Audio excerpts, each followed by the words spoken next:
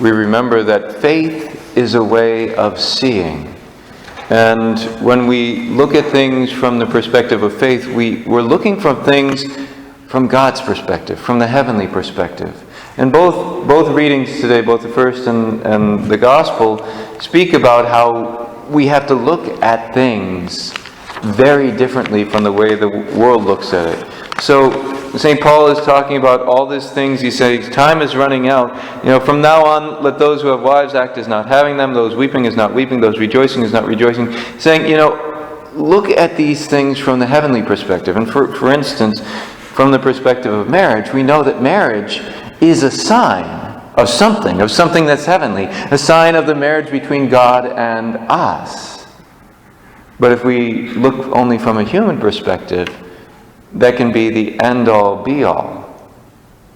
And what happens is, anyone who's lived in marriage for a little while knows that it's not the end-all, be-all, that there are many struggles and problems and you have to work things out. But if you're looking from it from a heavenly perspective, you say, okay, this grading and stuff that's going on here, this is part of the plan of helping me to become holy, to say no to myself, to grow in holiness and love and charity, even when, boy, he's driving me nuts and I just want to strangle him.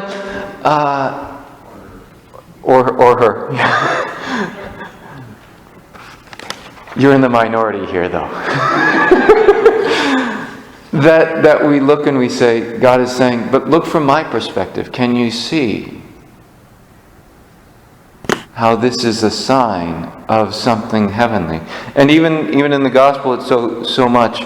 Blessed are you who are poor, for the kingdom of God is yours. Blessed are you who are hungry, who are now hungry, for you will be satisfied. All these things, saying, don't look at things from the worldly perspective. See the eternal perspective. I was thinking just, for instance, on this third one, blessed are you who are now weeping, for you will laugh.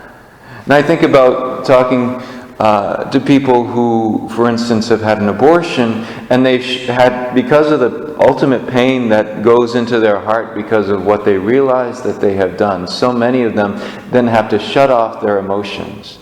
They're not able in that moment to feel the pain because they're blocking themselves from that, but then they're also not able to laugh or have any real joy either. And that's what happens when we live in the worldly perspective. We need to think, well, I need to be happy all the time. I need to be...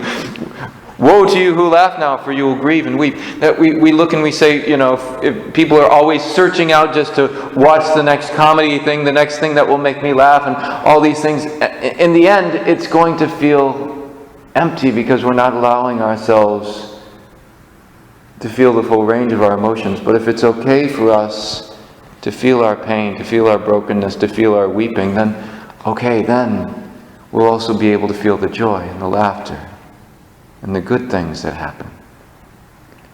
But we have to look at things from the heavenly perspective, that if we're just looking from the worldly perspective, we're saying everything should be going well now, and when things aren't going well, it means everything's a mess. Instead of saying, oh, God has a plan with all this, and this is going to be reversed from the human perspective once we see things from heaven's perspective. So that right here, right now, I can see, here's God's finger in my life. He's allowing me to grow. He's allowing me to become selfless. He's allowing me to grow in that most important aspect, most important gift, which is love.